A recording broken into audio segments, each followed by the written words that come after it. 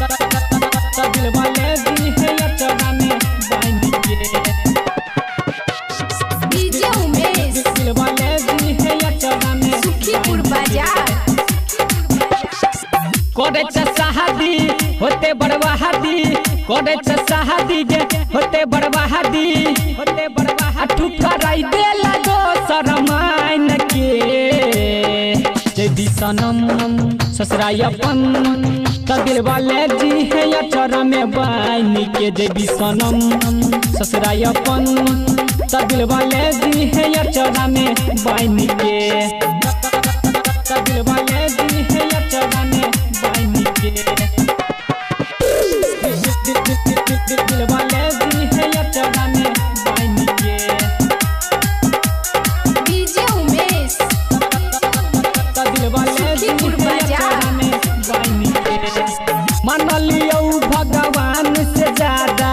केला दिल मजबूर गे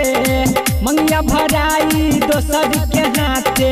कोई भी हमसे दूर गे कोई भी हमसे दूर गे मान लियो भगवान से ज्यादा कोइला दिल मजबूर गे मंगिया भराई दोसर के हाथे कोई भी हमसे दूर गे कोना के जुदाई जान सहबौगे तोरा बिना कोना रहबौगे दर्द देलही कुछ न बुझलही दर्द देलही गे कुछ न बुझलही तोरा भेलौ न कनियो आइन गे जदी सनम ससुराई अपन त दिल वाले जी है अचरा में बांध के जदी सनम ससुराई अपन त दिल वाले जी है अचरा में बांध के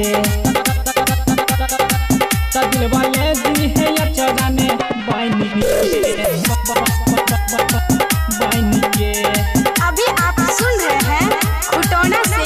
मैथिली म्यूजिक की शानदार प्रस्तुति सुखीपुर बाजार दिलवा के कोनो कोना में छौरी रखी है अखिलेश के याद गे याद में तोरा दे बजी के दिन में हेते बर्बाद गे दिन में हेते बर्बाद गे ओ दिलवा के कोनो कोना में छौरी रखी है अखिलेश के याद गे याद में तोरा परवीन जी के दिन में हेते बर्बाद गे जाते ससुराब तभी हागे हाल रोजे फोनमा से बात करी हागे जान दर्द देलही कुछ न बुझलही दर्द देलही गे कुछ न बुझलही ठुकराई देलही दोसर माइन के जदी सनम ससुराई अपन त दिल वाले जी है अचरा में बांध के जदी सनम